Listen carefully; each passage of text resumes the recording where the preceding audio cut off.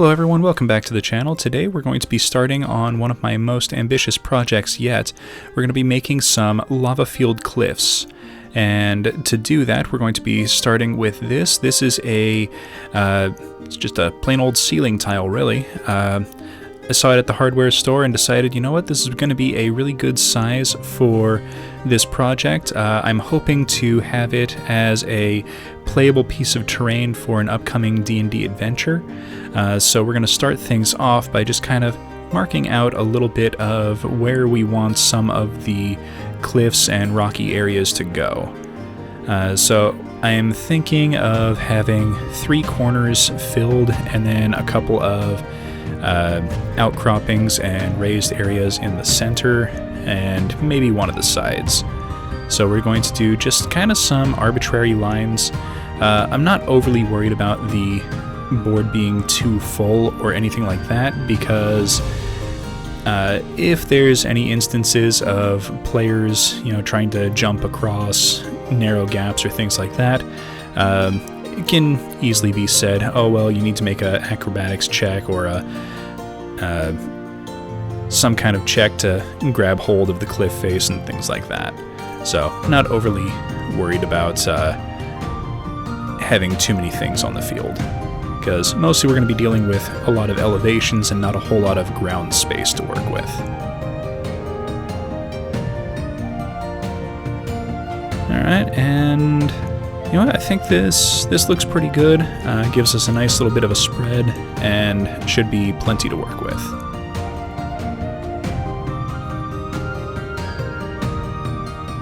Now I am going to also make these different elevations. So we're not just going to have flat layers for everything, we're going to have multiple layers on each of these rocky sections. So let's go ahead and get started on making those rocky sections. So we're going to use this. This is a 2x2 piece of foam board. This is a project board that I found at Lowe's. It only cost $6, so it was a really nice find. We're just going to mark out a couple of little areas that I believe are going to work out nicely for the rough size of some of our pieces. Now, I'm not going to try and mark out everything all at once because I don't really know what shape I want everything to be just yet. So I'm going to start with just one section that's going to fit one of the corners, then we'll go from there. Alright, so I scored the foam with a knife just to kind of get everything kind of roughly cut out, and with a little bit of force and a lever I can pop that loose. Now this already has a decent amount of texture to it just from the knife edge, but this isn't the kind of texture that I want for the cliff faces. So we're going to have to do a little bit of shaping and working on everything, but we're going to do a quick little test fit here. So this will work out nicely here in the corner.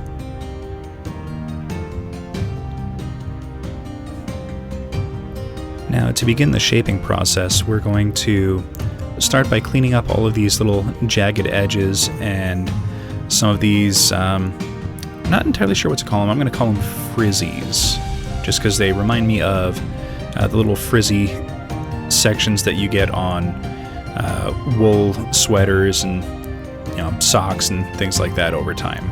So we're just going to kind of scrape all these off to give a relatively smooth and continuous surface to work with. And this also does have the benefit of creating a decent texture, so this will just kind of aid with the texturing process. Now, as you can see on the top here, I've got it marked 6 below. I numbered all of the cliff sections 1 through 7, and they're going to have a above and a below section. Below is going to denote that it's going to be a piece that goes below where the lava is going to be.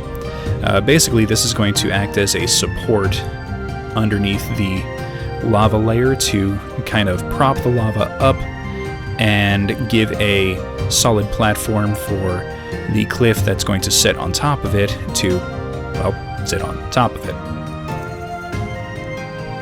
Now this piece doesn't have to have a whole lot of work done to it. We're just going to clean it up because I don't want to deal with any loose pieces floating around on the underside of the board once I'm done making it. This is going to sit underneath the main cliff face, so we need it to be a little bit smaller than the cliff itself.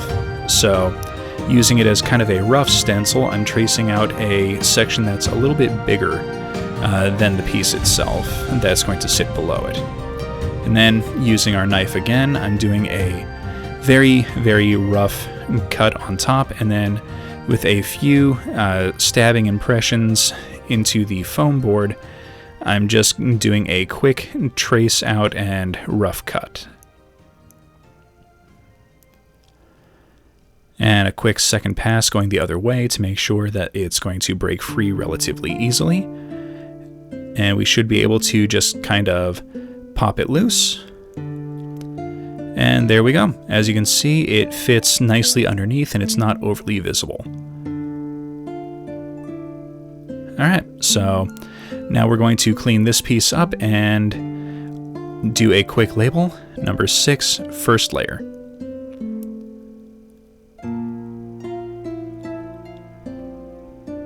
Alright, so now for the actual texturing process. Using a shop knife or hobby knife, I'm doing a couple of horizontal and a few vertical cuts, and then using the back edge of a ruler, I'm just kind of scraping and using a little bit of force to kind of create a textured area. Doing this will essentially, you're putting pressure on the foam to kind of force chunks to break off and create a jagged impression. This works really well to create irregular shapes, but still give a nice jagged, rocky appearance. Now, the nice part about this method is if you break off a little too much and you want to fix an area, you can. You just score the area again and repeat the process.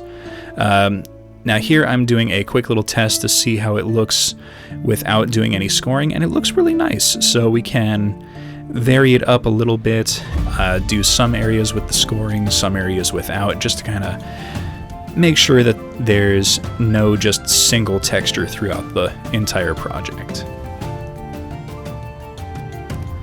Now, every step of the way, I'm breaking off a little bit and just kind of running my fingers along it to kind of remove any of the stuck on chunks of foam. This will make sure that I'm not going over the same area multiple times.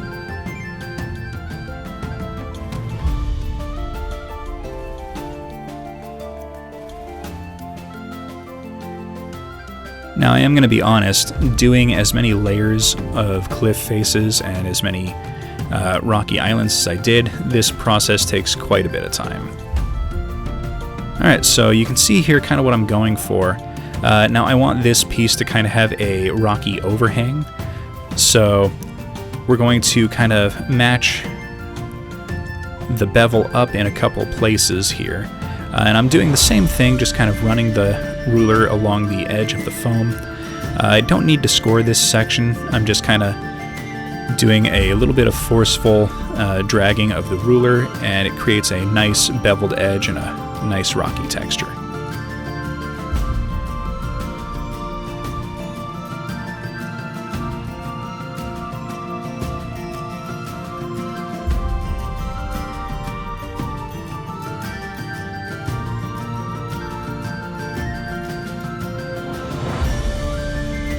Alright, yep, looks like it's going to match up quite nicely. So now we can stick all of these together. Now I'm using some Loctite all-purpose adhesive. This is going to go on the bottom side of the uppermost layer, and then these two are going to get pressed together. And then I'm going to do the same on the bottom side of this little pillar. And then I'm going to clamp everything together and set it aside to dry. This is going to ensure that it doesn't move or come apart while the adhesive is setting.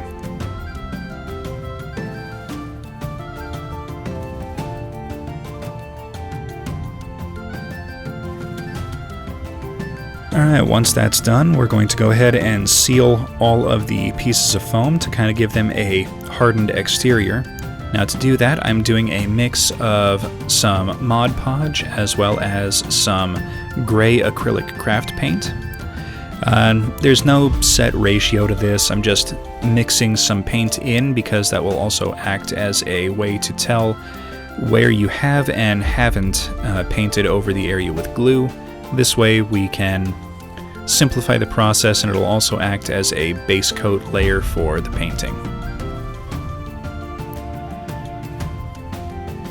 Now, I do go over this twice, once on camera and once off camera, predominantly because as the glue dries, you get to see a little bit easier where you may have missed a few spots. I definitely don't want any areas to be bare and still look green when this is done. So once this layer is dry, I go over it again with another coat of the glue and paint.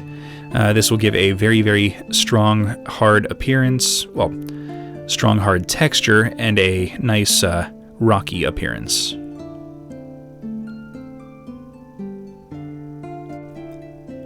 Now, on all of the corner and edge pieces, I am going to paint the flat outside section, just because it'll be a little bit nicer to look at on the table. But I'm not going to paint the bottom or tops of any of these. I'm planning on doing something different once we get to that point.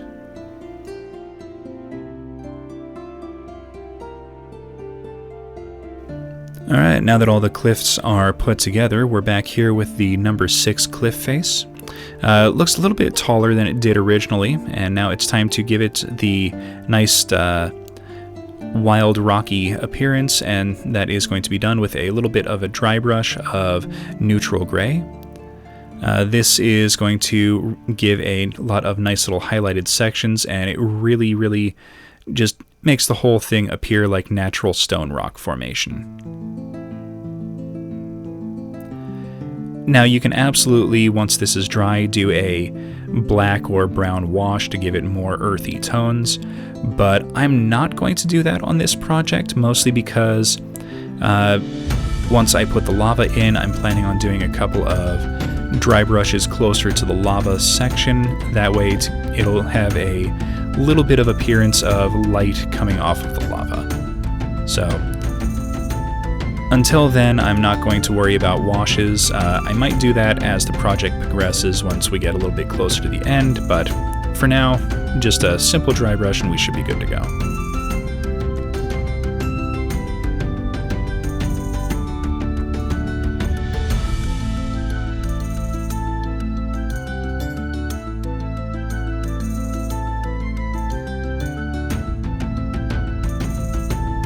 Alright, and here we are. Looks like we are about done.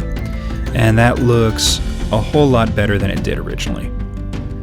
Alright, so now that the dry brush layer has fully dried, we're going to apply a little bit of Mod Podge to the top flat section. And this is going to give us the ability to apply some texture. In order to do that, we're going to pour sand on top and just kind of let that soak into the Mod Podge and dry. Now there's no set limit on or set time frame on how long you should leave the sand on before you remove it.